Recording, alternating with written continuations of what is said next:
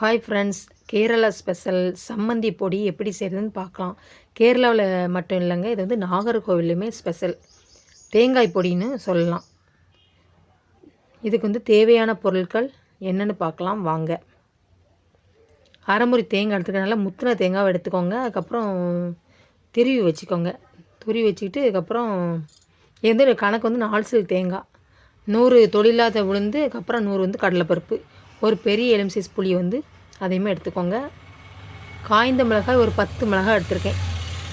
தேவையான அளவு கல்லுப்பு, பெருங்காயத்தூள், எண்ணெய். வானொலி சூடானதுக்கப்புறம் 2 ஸ்பூன் எண்ணெய் சேர்த்துக்கோங்க.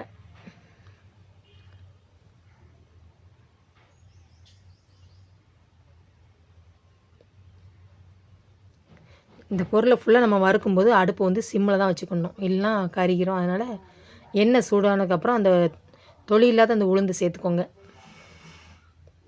நல்லா கைவிடாமல் நல்லா வறுத்துக்கோங்க. அந்த வறுக்க நமக்கு வந்து அந்த உளுந்தோட மனம் வந்து நல்லா தெரியும் நமக்கே.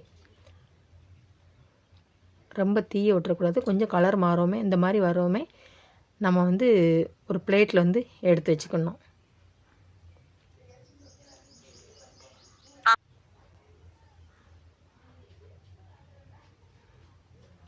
எல்லா பொருளுமே இந்த எண்ணெயில் நம்ம வந்து வறுத்து செய்யும்போது அது வந்து கெட்டும் போகாது, நல்லா டேஸ்ட்டாகவும் இருக்கும். மறுபடி அந்த கடலைப்பருப்பை வந்து அதே மாதிரி வறுத்துக்கோங்க. நல்லா கைவிடாமல் வறுத்துக்கோங்க.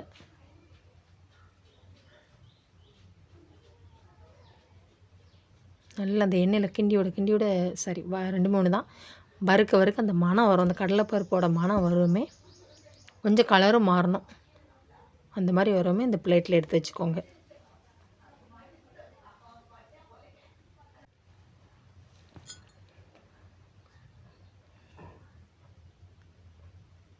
இந்த மாதிரி வரவும் எடுத்து வச்சுக்கோங்க.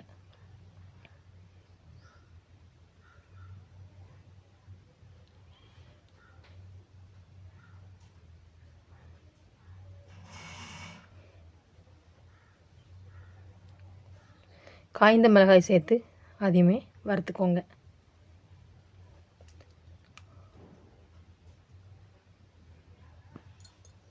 காய்ந்த மிளகாய் வறுக்கும்போது இந்த கல்லுப்பும் சேர்த்து வறுத்துக்கோங்க. ஏன்னா வந்து காய்ந்த மிளகாய் வறுக்கும்போது நமக்கு வந்து ஒரு மாதிரி கமரும்.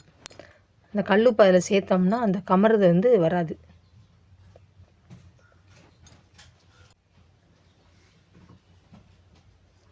புளியுமே இந்த டைமில் சேர்த்துக்கோங்க. அதையுமே வறுத்துக்கோங்க.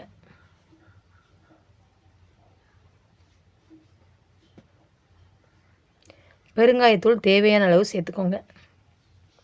அதையுமே லைட்டாக வறுத்துக்கோங்க.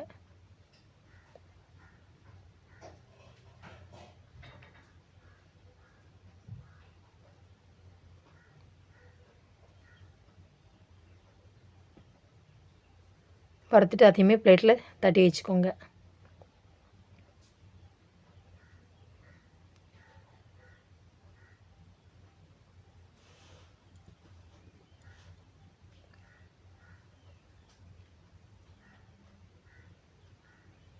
அந்த தேங்காய் பூ சேர்த்துக்கோங்க.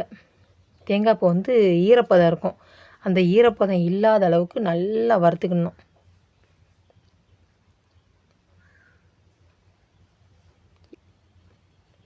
தேங்காய் வந்து தீய விட்டுறக்கூடாது, நல்லா உதிரியாக இருக்கணும். அந்த அளவுக்கு வறுக்கணும். அடுப்பு வந்து நான் சிம்மில் தான் வச்சுருக்கேன். நீங்களுமே சிம்மில் வச்சுக்கோங்க.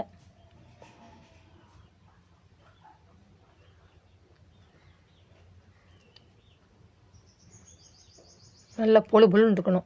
தேங்காய் பூ வந்து அந்தளவுக்கு வறுக்கணும். இந்த கேரளா ஸ்பெஷல் சம்மந்தி பொடி வந்து நம்ம வந்து வெளியில் வெளில வைக்கோம்னா கெட்டு போகாமல் இருக்க வந்து 1 மாதம் வரை வச்சுக்கலாம். அப்படி இல்லை ஃப்ரிட்ஜில் வச்சோம்னா 2 மாதம் வரை நம்ம வந்து வச்சுக்கலாம்.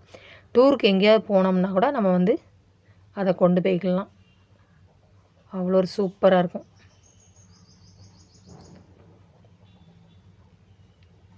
தேங்காய் வந்து கொஞ்சம் கலர் மாறணும், அந்தளவுக்கு இருக்கணும். சட்டியில் கொஞ்சம் பிடிக்காத அளவுக்கு நல்லா அடி வரை நல்லா கிண்டி விட்டுக்கணும். இந்த மாதிரி பொழு பொழுன்னு இருக்கணும். அந்தளவுக்கு கிண்டி விட்டுக்கோங்க.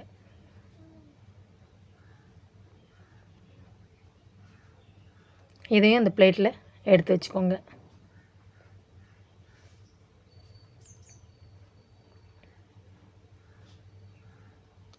நல்லா ஆறணும். சூட்டோடு வந்து நம்ம வந்து அரைக்கக்கூடாது. நல்லா ஆறணும். ஆறுனதுக்கப்புறம் மிக்ஸி ஜாரில் சேர்த்து தண்ணி ஊற்றாமல் அரைக்கணும்.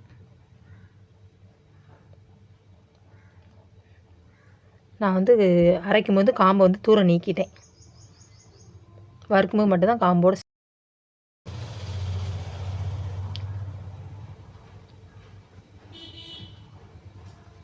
எப்படி சூப்பராக வந்திருக்கு பாருங்கள்.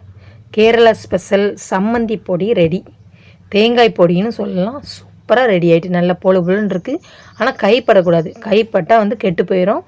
ஸ்பூனை வச்சே எடுத்துக்கணும். அந்த கரண்டி வச்சே எடுத்துக்கணும் நம்ம அப்பப்போ தேவைன்னா. நீங்களும் கட்டாயம் செஞ்சு பாருங்கள். செஞ்சு பார்த்துட்டு கமெண்டில் எப்படி வந்ததுன்னு சொல்லுங்கள். சாப்பிட்றதுக்கு அவ்வளோ ஒரு டேஸ்ட்டாக இருக்கும். சுட சுட சாதத்துக்கு, அதுக்கப்புறம் பழைய சாதத்துக்கு, இட்லிக்கு, தோசைக்கெலாம் சொல்லவே வேண்டாம். அவ்வளோ ஒரு பிரமாதமாக அல்டிமேட்டாக இருக்கும் டேஸ்ட் வந்து. வாங்க டேஸ்ட் எப்படி இருக்குன்னு பார்ப்போமா. தோசைக்கு அந்த எண்ணெயை கொஞ்சம் ஊற்றிக்கோங்க. வாய் உலருது. அந்த எண்ணெய் ஊற்றி அந்த கேரளா ஸ்பெஷல் சம்மந்தி பொடியில் வந்து நம்ம ஊற்றி சாப்பிடும்போது சொல்லவே வேண்டாம். அந்த அளவுக்கு டேஸ்ட்டாக இருக்கும்.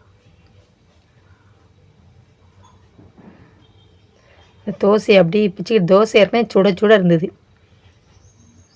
அந்த தோசையை பிச்சுக்கிட்டு அதுக்கப்புறம் அந்த சம்மந்தி பொடி, தேங்காய் பொடி ரெண்டுமே சொல்லலாம். அதில் அப்படி தொட்டுக்கிட்டு சாப்பிடும்போது அடடா சொல்லவே வேண்டாம்.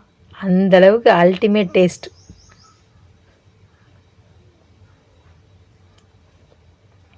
சாப்பிட சாப்பிட இன்னும் சாப்பிடணும் போலே தான் இருந்தது. நானும் சாப்பிட்டுக்கிட்டே தான் இருந்தேன்.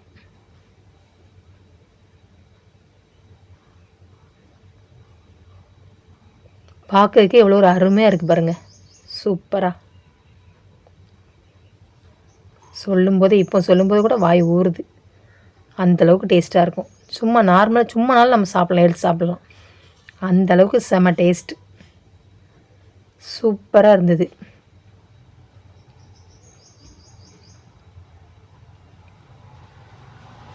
ஸ்பூனை வச்சு இந்த மாதிரி எடுத்து சாப்பிட்லாம்.